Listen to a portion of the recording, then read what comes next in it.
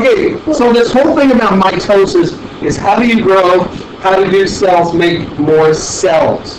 99% of the time this is a good time, but at the end of the class we're going to talk about when this is not a good thing. All right? So you grow in size by making more cells. From a baby to adult, you add more cells to your body. Where do new cells come from? Remember the cell theory. Cells come from pre-existing cells. Cells divide to make new cells.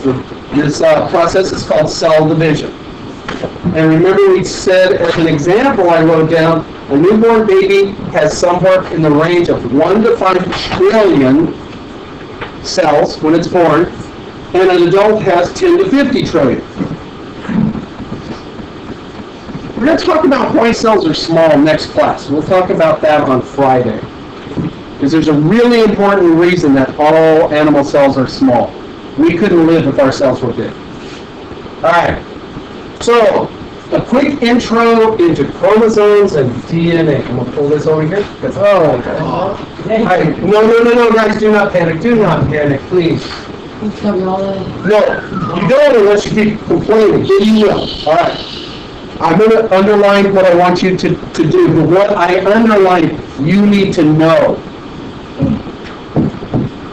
Somatic cells of the body are diploid. Somatic, these are body cells. And these are every cell in your body. Liver cell, spleen cell, muscle cell, blood cells, bone cells. Every cell in your body that is not a sex cell, we're going to learn the biology term for sex cells and body cells. A body cell is somatic. So if you need a way to remember skin starts with S, somatic starts with S. They have 46 chromosomes if we're talking about a human. 46 chromosomes if we're talking about a human. Now, all species have different numbers of chromosomes. But all humans, with only a few exceptions, and those exceptions are bad, have 46 chromosomes. If you don't have 46 chromosomes, you're probably in a fair amount of trouble. Only gametes, which are eggs and sperm, are haploid, having 23 chromosomes. So seeing that statement, what do you think diploid means? Diploid. 2. Diploid, the di part means 2. Now, in biology, we don't use X like Mrs. Moon uses an X in algebra. We use N.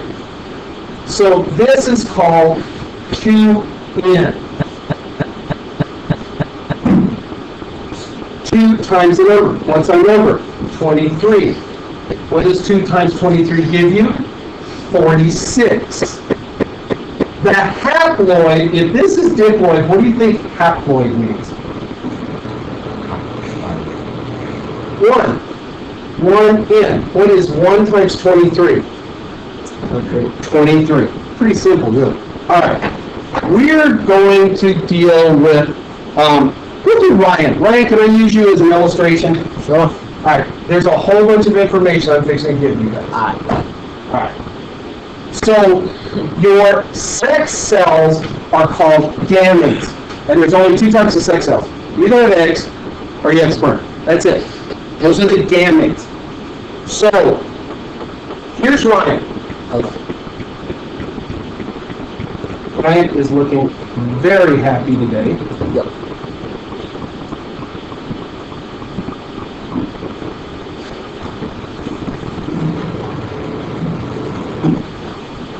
How many somatic cells does Ryan have in his body? Somatic cells. 46. Ryan has 46 somatic. I'm going to circle somatic. Okay? Cells in his body. I'd be doing this wrong. There's so much information I'm going to be giving you in this. If he's got 46 somatic cells, how many gametes does he have? 23. 23. And since he's a male, what is the gamete for males? Sperm cells. Sperm cells. Okay. Now, Ryan didn't spontaneously generate. He did not poof in here, and believe it or not, the good fairy did not leave him under a cabbage patch. He had what? Well, A mom and a Dad. dad. Let's get Ryan's mom and dad. We're just going to do mom, and we're just going to do dad. How many somatic cells did Ryan's mother have? How many? How many somatic cells? No one answered until 46. I was going to say, until you read 46. How many? Okay, so 46 somatic cells. I just put a circle around it. How many gametes does Ryan's mother have? 23. 23 gametes. And since she's female, what is the gamete? Eggs. Okay. How many somatic cells does Ryan's dad have? 46. How many gametes does Ryan's dad have? 23. And since he's a male, thank you. We're starting to get this. All right. Does Ryan have all of his chromosomes for mom or all of his chromosomes for dad? He has both. How many does he have? What is 2n? 46. I guarantee you, on your quiz, which you will have on Friday, you're going to have to be able to do this. He has Thursday. He gets 23 from mom and 23 from dad. To give Ryan 46. Right? Yes. Right? Yes. The only time we ever talk about 96 or 92 is when we're talking about that time in mitosis when they are combined. Okay, Ryan is going to marry his wife. We'll just call her W for wife. Okay? Ryan has how many somatic cells? 46. How many gametes? 23. His wife has how many?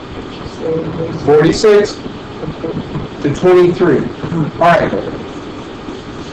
Does this 46 or 23, this does not come from Ryan. Okay, this is just hers. Does any of her, Ryan's future wife, does any of her chromosomes have anything to do with Ryan? No. No. Did Ryan's mom and Ryan's dad have any chromosomes in common? No. Who was the first time we had a common chromosomes? With Ryan. Okay? This is called genetic diversity. You're going to see this when we talk about genetics. But the important thing is 46 somatic cells, 23 gametes. You must know that. All right?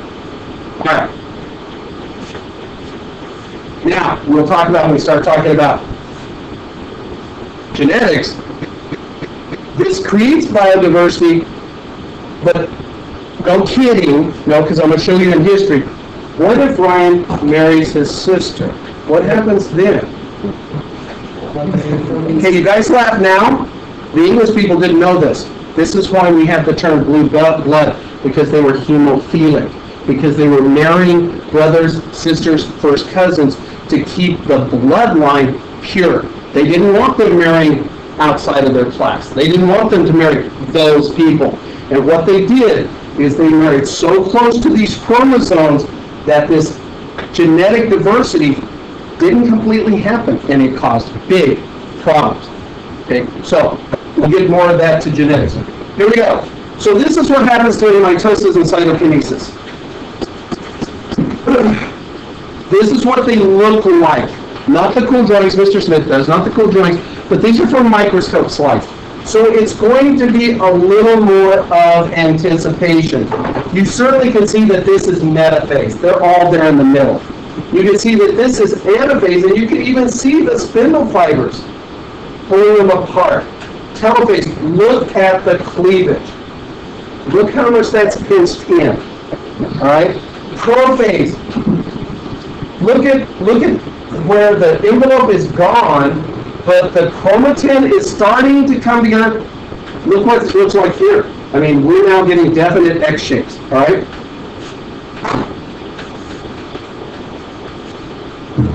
Don't need that because we've already done that. By the way, your plates are due today. All right.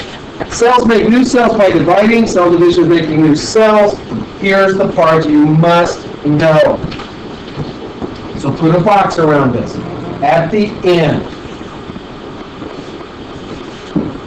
cells have the same number of chromosomes as the parent cell.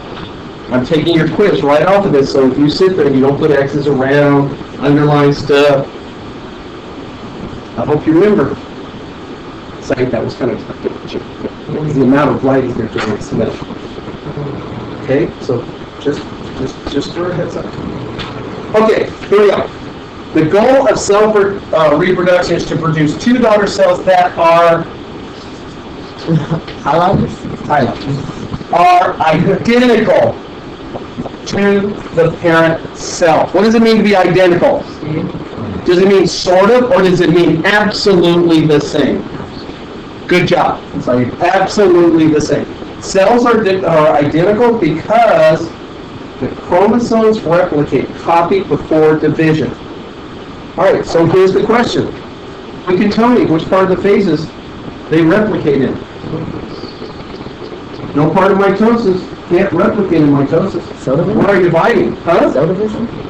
Look at your deals. Look at your sheets. Where does it say DNA is replicated? S phase. You're going to have to know this. Which phase are the chromosomes replicated in? They are replicated in S phase.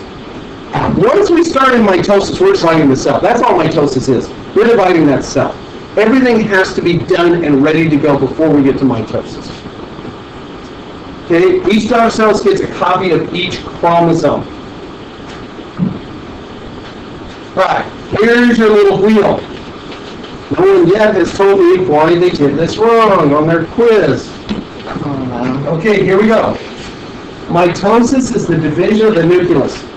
The chromosomes are replicated, copied, and then split into two groups. If you guys don't get 100 on this test, I'm going to fall over the dead thing. By the way, I did mention you are having the quiz on Friday.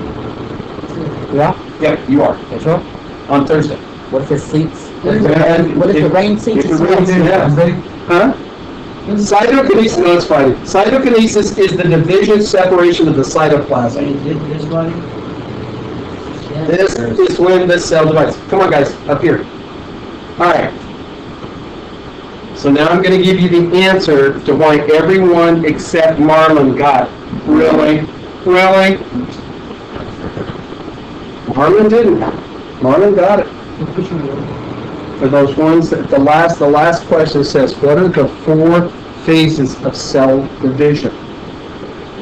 G1, S phase, G2 phase, and mitosis.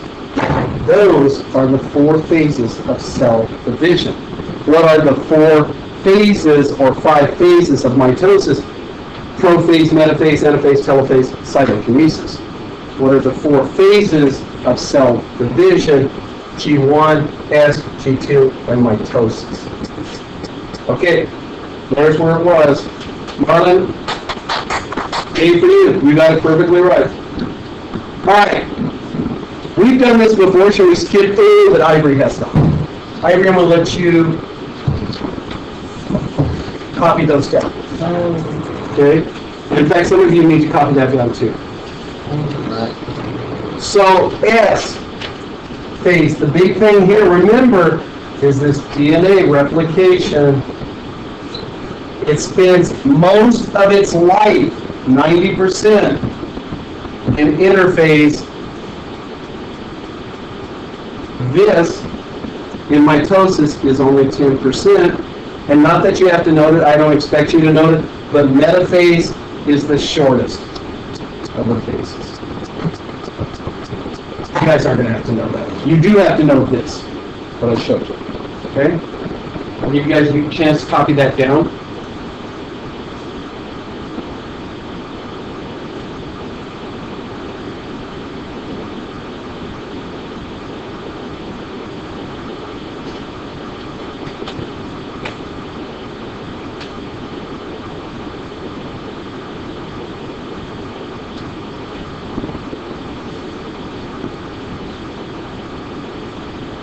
So you guys have seen this on your plate.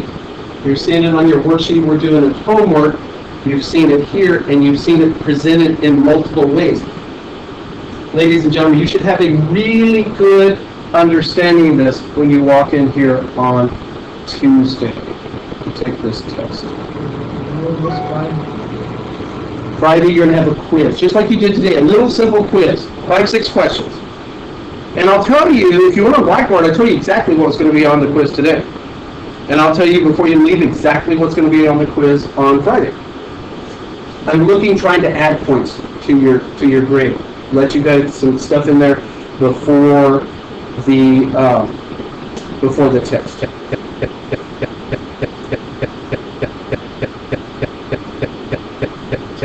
I'm hungry. You want the Five Guys with me? You want Five Guys? No, really? No. Oh, I love Five Guys. Five Guys. No, the one here, dude, you can go up to the one on 7th. And it's right next to the pet store, so that's like my double addiction. I go to the Five Guys, get me filled up, and then I go over to the pet store so I can buy stuff to fill the babies up. So I love, you can tell, I love Five Guys. Yeah. Next to enchiladas, I made the best street tacos you ever ate. Yeah. Okay, ready? Ready? Ready? Okay.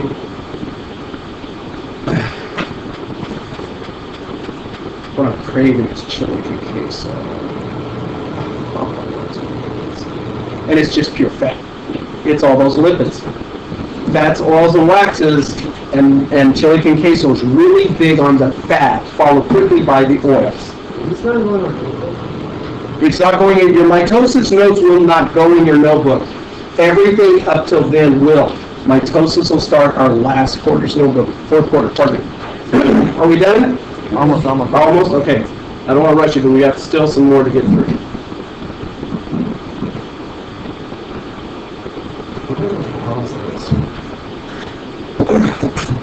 All right, here we go. All right, so now, with this information, you will be able on your homework to answer those two that I told you could forget. Now you'll be able to do that.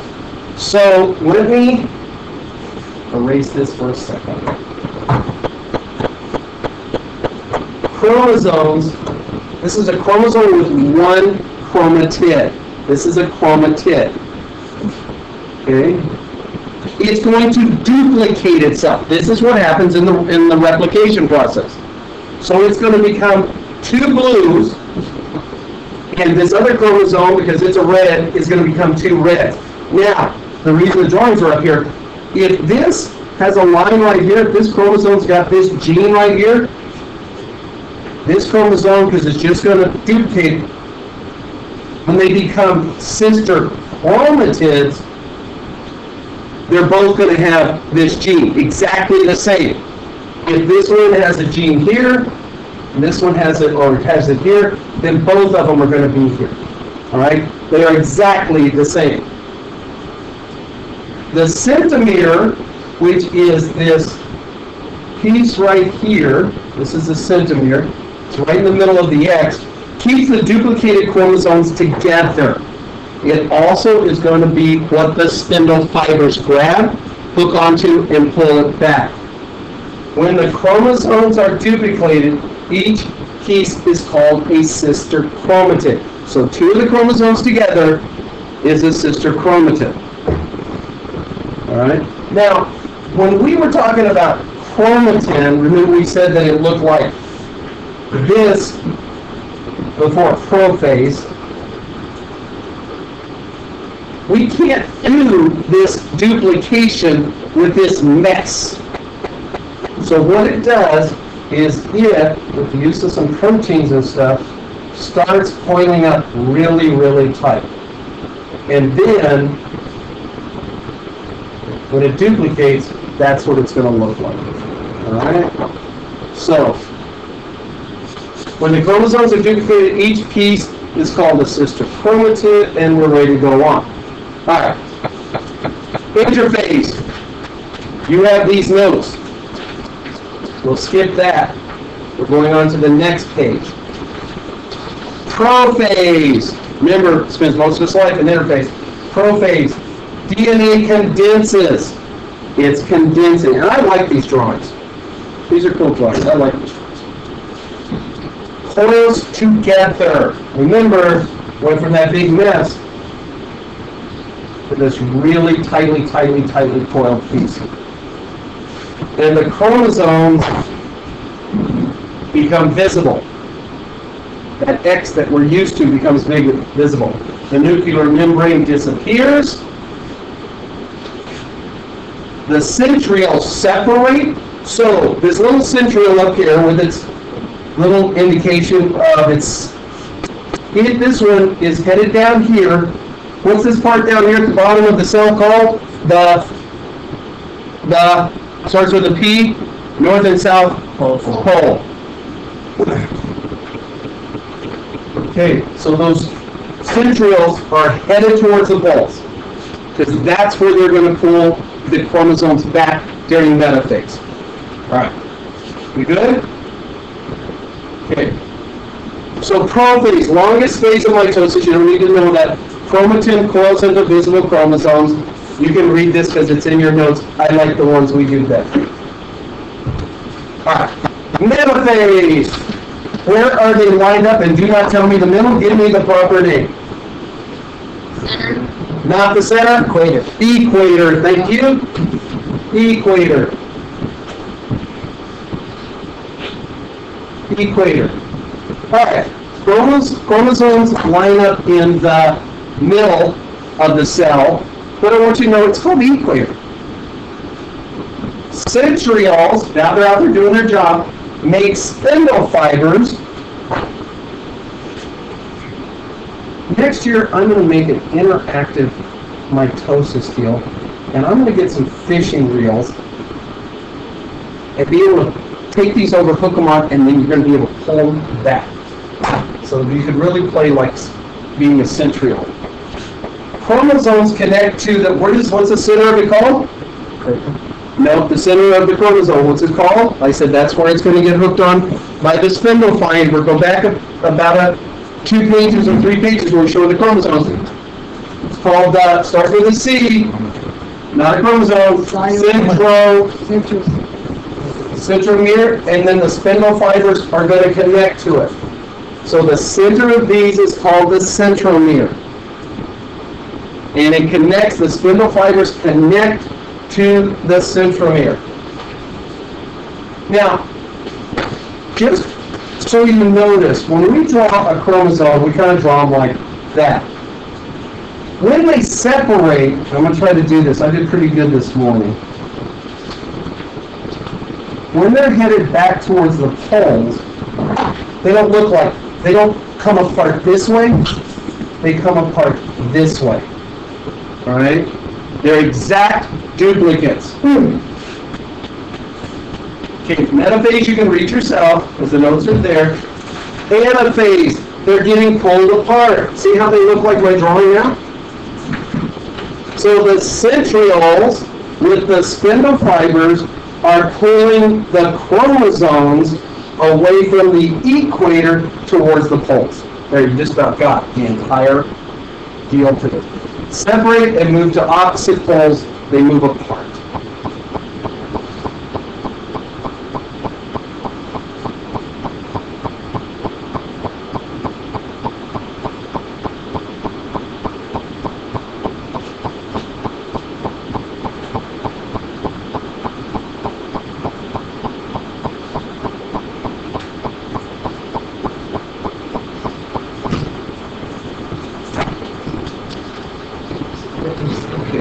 We may have to let you guys fill in some of this yourself. We'll try to get 1 or 2 more. I have to go over cancer with you. We've got to talk about a roundup. So all the notes are in here. So you can look at the next page. I gave you the next set of page of notes. Work back. All right. So telophase. What's happening? What's this called? Cleavage. So we know it's in telophase. See the nuclear membrane starting to get reformed here? The centrioles have moved back. The main thing is we've got this furrow, this cleavage. Here you go. Chromosomes reach the opposite cell, nuclear membrane forms again, cell begins to split in half.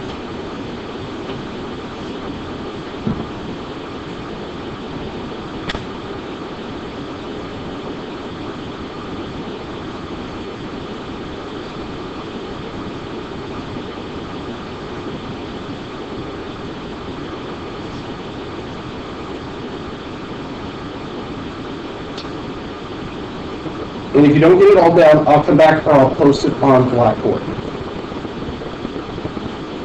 So I'm going to go ahead and move forward, but it'll all be up there. I want to get into cytokinesis is just the last. Okay, the last division, the last part. I want to talk about cancer. We're not going to say a whole lot about it. I'm going to give you the highlights. That kind of sounds bad, but here's what you must know about cancer, because it is mitosis. Cancer is the uncontrolled division of body cells. Huh? Cancer is the uncontrolled division of body cells. Something that means mitosis gone crazy. It can't control it anymore. We're supposed to be replicating cells on a common, like 23, 24 hours basis.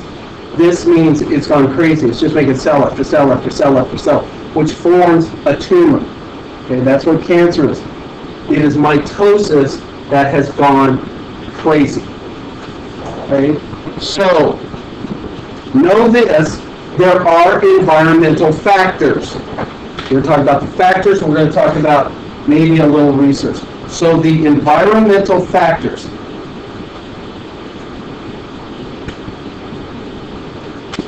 Who can give me an environmental factor that contributes to cancer? You all hear about them? Cigarettes, smoking, lung cancer. What's another one? Disease? Disease? No. Disease is something that can make you sick. It can kill you. You could die. Huh? Brain cancer? Actually, my grandfather died of brain cancer, and it was from a tumor. Breast cancer? Breast cancer is from a tumor. Here's in other environmental factors are such as things as radiation. Radiation is being exposed to radioactivity. Okay? Now, where I grew up is where the atomic bomb was built. My grandfather and grandmother both died of cancer. The incident, does everybody know what incident means? What does incident mean? Because the number, the incident, the number of events in Los Alamos is much higher than the national average of any town. It's because when they were developing the atomic bomb, they were in a rush to get it built, and a lot of the safety protocols weren't observed. I lived 110 miles, 120 miles where they detonated the first practice atomic bomb, if you can call it that, at Trinity site. I've been there. Only in the last 20 years have people even been allowed out there. And as it is, you go in under guard, there's military guards, and they let you see it, and you walk around and see the tower, it's still there, and that kind of stuff.